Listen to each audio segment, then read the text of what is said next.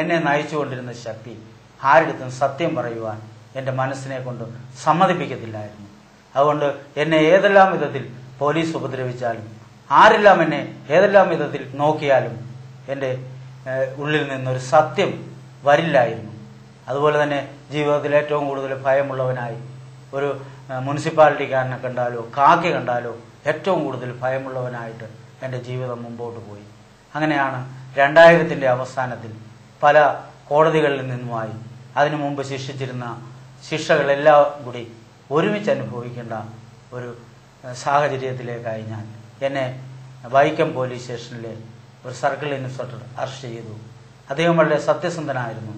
അദ്ദേഹം പറഞ്ഞു, നിങ്ങളെയൊക്കെ പോലെയുള്ളവരുടെ കയ്യിൽ നിന്ന് വാങ്ങിയിട്ടുള്ള ഇതൊക്കെ എനിക്കും എൻ്റെ കുടുംബത്തിനും അത് മരുന്ന് വാങ്ങിക്കുവാനേ കഴിഞ്ഞിട്ടുള്ളൂ. അതുകൊണ്ട് നീ എൻ്റെ കൂട്ട് നീ ദൈവവുമായിട്ടൊരു ബന്ധത്തിലെത്തണമെന്ന് പറഞ്ഞു.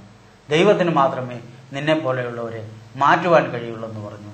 അങ്ങനെ ഞാൻ അന്ന് വരെ ചെയ്തിരുന്ന പല കേസുകളിലും ഞാൻ ജാമ്യം ഇറങ്ങി കോടതിയിൽ ഹാജരാകാതെ കോടതി എന്നെ LP ആക്കിയും അതുപോലെ പിടികിട്ടാപ്പുള്ളിയായിട്ടും കോടതി എന്നെ ആക്കി വെച്ചിരുന്നു.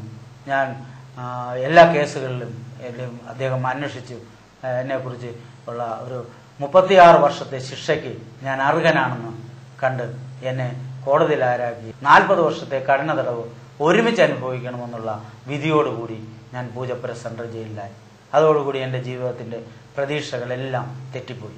ഞാൻ എന്നെ കരുതുമെന്ന് കരുതിയ, എൻ്റെ പിന്നിൽ എന്നെ സ്നേഹിച്ചിരുന്ന, നിനക്ക് എന്തു സംഭവിച്ചാലും നിന്റെ കൂടെ ഞാൻ ഉണ്ടാകുമെന്ന് എന്നോട് പറഞ്ഞിരുന്ന എല്ലാവരും എന്നെ വിട്ടു പോകുവാനായിട്ടിടയായി. ഞാൻ ജയിലിൽ കൂടുതൽ സമാധാനമില്ലാത്തവനായി തീർന്നു. എനിക്കൊരിറ്റ് സമാധാനം എങ്ങു നിന്നും ലഭിക്കില്ലാത്ത ഒരവസ്ഥയിലായി. ഞാൻ അയക്കുന്ന കത്തുകൾക്ക് മറുപടിയില്ല.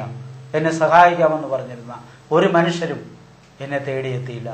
എൻ്റെ ജീവിതത്തിൽ ഞാൻ ഏറ്റവും കൂടുതൽ തകർന്നവനായി അവിടെ കഴിഞ്ഞു. ജയിലിൽ ചാടണമെന്ന് എനിക്ക് ആഗ്രഹമുണ്ടായി. അതുപോലെ ആത്മഹത്യ ചെയ്യണമെന്ന് എനിക്ക് ആഗ്രഹമുണ്ടായി. ഇതൊന്നും ജയിലിൽ എനിക്ക് സാധ്യമല്ലായിരുന്നു. എൻ്റെ ഹൃദയം കൂടുതൽ കഠിനപ്പെട്ടു. ഞാൻ എങ്ങനെയെങ്കിലും എനിക്ക് ഈ ജീവിതം ഉപേക്ഷിക്കണമെന്നുള്ള ചിന്തയിൽ ഞാൻ ഭാരപ്പെട്ട് കഴിയുമ്പോൾ എനിക്ക് അവിടെ വെച്ച് ഹൃദയാഘാതമുണ്ടായി. എന്നെ അവർ മെഡിക്കൽ കോളേജിൽ എത്തിച്ചു. മെഡിക്കൽ കോളേജിൽ എത്തിയതോടുകൂടി എൻ്റെ ജീവിതത്തിൽ ഒരിക്കലും ഞാൻ അനുഭവിച്ചിട്ടില്ലാത്ത വിധം വേദന എൻ്റെ നെഞ്ചിനുള്ളിൽ നിന്നും അനുഭവിച്ചുകൊണ്ടിരുന്നു. എൻ്റെ നെഞ്ചിനുള്ളിൽ ചൂണ്ട കൊളുത്തി വലിക്കുന്നത് പോലെ, കറണ്ടടിച്ച് മാറുന്നത് പോലെ വേദന 3 ദിവസമായിട്ട് വന്നുകൊണ്ടിരുന്നു. 3-ാമത്തെ ദിവസമായപ്പോൾ രാത്രി എൻ്റെ നാവുകളൊക്കെ തളർന്നു. എൻ്റെ വീട്ടുകാരെ അറിയിച്ചു കൊള്ളുവാൻ ഡോക്ടർ എന്നെ കൊണ്ടുവന്നിരുന്ന പോലീസുകാരോട് അറിയിച്ചു. അവരെ അടുത്ത പോലീസ് സ്റ്റേഷൻ മുഖാന്തരം വയർലെസ്സിൽ എൻ്റെ വീട്ടുകാരോട് വന്ന് കൊണ്ടുപോയിക്കോളുവാനും അറിയിച്ചു. എൻ്റെ നാവ് തളർന്ന് ഞാനിങ്ങനെ കിടക്കുമ്പോഴാണ് ആ ഡോക്ടറും മറ്റൊരു രോഗിയുടെ ബന്ധുവുമായിട്ടുള്ള സംസാരം കേൾക്കുവാൻ എനിക്കിടയായത്.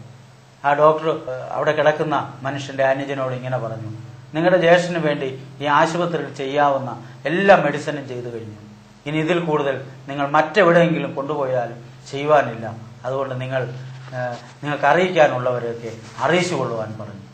ഇന്ന് ഞാനിത് കേട്ടുകൊണ്ട് കിടക്കുകയാണ്. ആ അനുജൻ ഇങ്ങനെ പറഞ്ഞു, ഡോക്ടറെ, എൻ്റെ ജ്യേഷ്ഠൻ്റെ മൂത്ത മോളുടെ വിവാഹമാണ് നാളെ. എൻ്റെ ജ്യേഷ്ഠൻ ഗൾഫിലായിരുന്നു. എന്നാൽ മകളുടെ വിവാഹത്തിനായിട്ട് 1 മാസത്തെ ലീവിൽ വന്നതാണ്. എൻ്റെ ജ്യേഷ്ഠന് ഗൾഫിൽ വെച്ച് ഹൃദയാഘാതമുണ്ടായി.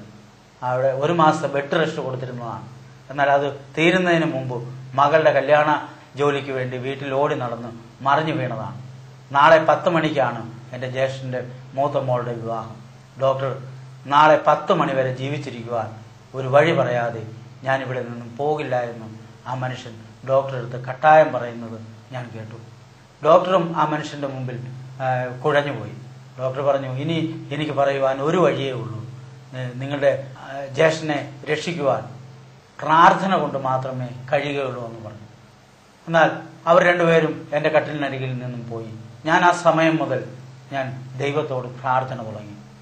ആ ഡോക്ടറുടെ വാക്കുകൾ ദൈവത്തിന് മാത്രമേ നിങ്ങളുടെ ജ്യേഷ്ഠനെ രക്ഷിക്കുവാൻ കഴിയുള്ളൂ എന്നുള്ളത് കൊണ്ട് ഞാനും എനിക്കറിയാവുന്ന എല്ലാ ദേവന്മാരെയും വിളിച്ചപേക്ഷ തുടങ്ങി.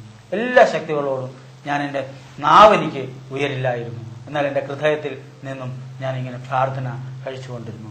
അത് മണിക്കൂറുകൾ നീണ്ടുപോയി. പക്ഷേ എൻ്റെ വേദന കൂടുതൽ വർദ്ധിച്ചതല്ലാതെ എനിക്കൊരു വ്യത്യാസവുമില്ല.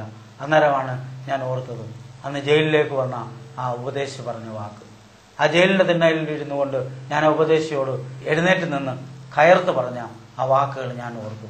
നിന്റെ പ്രശ്നങ്ങൾ എത്ര വലുതായിക്കൊള്ളട്ടെ, ആർക്കും പരിഹരിക്കുവാൻ കഴിയാത്തതായിക്കൊള്ളട്ടെ, നാറ്റം വെച്ചതായിക്കൊള്ളട്ടെ, എന്നാൽ നിന്റെ പ്രശ്നങ്ങൾക്ക് പരിഹാരം തരുവാൻ ഒരുവനുണ്ട്. അവനാണ് കർത്താവായ യേശു. ആ യേശുവിൽ നീ വിശ്വസിച്ചാൽ നീ നിന്റെ കുടുംബവും രക്ഷപ്രാപിക്കുമെന്നുള്ള ആ ഉപദേശിയുടെ വാക്കുകൾ ഞാൻ ഓർത്തു.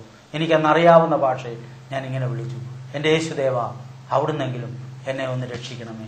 എനിക്ക് ആ വേദനയിൽ നിന്ന് ഒന്ന് രക്ഷപ്പെടണമെന്നുള്ള ആഗ്രഹമേ ഉണ്ടായിരുന്നുള്ളൂ. എനിക്ക് 3 ദിവസമായിട്ട് ഉറങ്ങാൻ കഴിയാതിരുന്ന ആ അവസ്ഥയിൽ ഒന്ന് ഉറങ്ങി ഈ വേദനയിൽ നിന്നൊന്നും രക്ഷപ്പെടണമെന്നുള്ള ആഗ്രഹം മാത്രമേ എനിക്കുണ്ടായിരുന്നുള്ളൂ. എന്നാൽ ഞാൻ ആ വിളിച്ച സെക്കൻഡിൽ ഞാൻ ഉറങ്ങിപ്പോയി. പിറ്റേ ദിവസം നേരം വെളുത്തപ്പോൾ എന്നെ ആ ഐസിയുവിലെ ഇരുമ്പ് കട്ടിലിൽ ഒരു നേഴ്സ് വന്ന് എന്നെ വിളിച്ചുണർത്തി. അവരെന്നോട് ചോദിച്ചു, നിങ്ങൾക്ക് പല്ല് തേക്കുവാനും മറ്റു കാര്യങ്ങളൊക്കെ ചെയ്യുവാൻ കഴിയുമോ എന്ന് ചോദിച്ചു. ഞാൻ ചാടി എഴുന്നേക്കാൻ പോയി. അവരോട് എന്നെ നിർബന്ധിച്ചിരുത്തിയിട്ട് അതിന് വേണ്ടതെല്ലാം ആ ഇരുമ്പ് കട്ടിലിൽ തന്നു.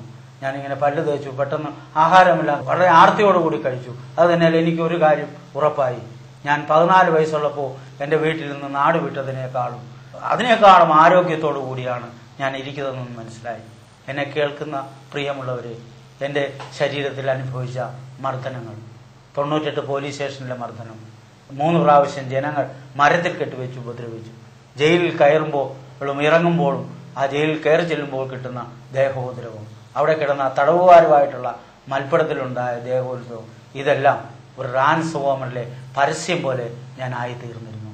എന്നാൽ ഇതിൽ നിന്ന് എല്ലാം മുഴുവനായിട്ടും എൻ്റെ ശരീരം എനിക്ക് തന്നെ അറിയാമായിരുന്നു ഒന്നിനും കൊള്ളില്ല എന്ന്. എന്നാൽ അതിൽ നിന്നെല്ലാം ഞാൻ എൻ്റെ യേശുദേവ എന്ന് വിളിച്ചു കഴിഞ്ഞപ്പോൾ പൂർണ്ണമായൊരു സൗഖ്യം എൻ്റെ യേശു തന്നു. എൻ്റെ ജീവിതത്തിൽ എനിക്കതൊരിക്കലും മറക്കുവാൻ കഴിയാത്ത ഒരനുഭവമായിട്ട് മാറി. എനിക്ക് മനസ്സിലായി, ഇത് ദൈവത്തിന് മാത്രമേ സാധിക്കത്തുള്ളൂ. ഞാൻ വിളിച്ച എൻ്റെ യേശു കർത്താവിന് മാത്രമേ ഇത് സാധിക്കുകയുള്ളൂ എന്ന് എനിക്ക് ഉറപ്പായി. എന്നെ മൊത്തം 7 ദിവസത്തെ ചികിത്സകൾക്ക് ശേഷം എന്നെ അവിടെ നിന്നും ഡിസ്ചാർജ് ചെയ്തു. അവർ തന്നെ എനിക്കൊരു സർട്ടിഫിക്കറ്റ് എഴുതി. ഇത് ഡോക്ടർമാരുടെ, എന്നെ ചികിത്സിച്ച ഡോക്ടറുടെ 26 വർഷത്തെ അനുഭവത്തിൽ ഇതാദ്യത്തെ സംഭവമാണ്. എന്നെ പൂർണ്ണ നോർമലായിട്ട് എല്ലാ ശാരീരികാവസ്ഥകളിലും കണ്ടതെന്ന് അദ്ദേഹം സർട്ടിഫിക്കറ്റ് എഴുതി എന്നെ പൂജപ്പുര സെൻട്രൽ ജയിലിലേക്ക് അയച്ചു. ഏതാണ്ട് 1 മാസത്തെ ബെഡ് റെസ്റ്റും കൂടി തന്നാണ് അവിടേക്ക് അയച്ചത്. അവിടെ ചെന്നതോടുകൂടി ഞാൻ എന്നും വെറുത്തുകൊണ്ടിരുന്ന, എന്നെ കാണുമ്പോൾ ദൈവത്തെക്കുറിച്ച് സംസാരിക്കുന്ന ചില തടവുകാർ അവിടെ ഉണ്ടായിരുന്നു. അവരുടെ കയ്യിൽ ബൈബിൾ ഉണ്ടായിരുന്നു. അവരെ ഞാൻ സൂക്ഷിച്ചു നോക്കുമായിരുന്നു.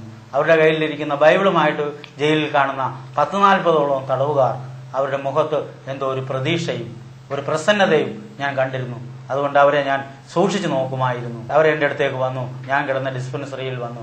അവരെന്നോട് ചോദിച്ചു, ഇന്നെന്താ ഞങ്ങളെ കാണുമ്പോൾ ചന്ദ്രൻ എത്ര സന്തോഷമെന്ന് ചോദിച്ചു. ഞാൻ അവരോട് പറഞ്ഞു, എനിക്ക് നിങ്ങളുടെ ദൈവം എന്നെ രക്ഷിച്ചു, അതാണ് എൻ്റെ സന്തോഷം. അതുകൊണ്ട് ആണ് ഞാൻ നിങ്ങളെ കണ്ടതും ചിരിക്കാൻ കാരണം എന്ന് പറഞ്ഞു. അവരെന്നോട് പറഞ്ഞു, ഞങ്ങളുടെ ദൈവം രക്ഷിക്കുന്ന ദൈവമാണ്.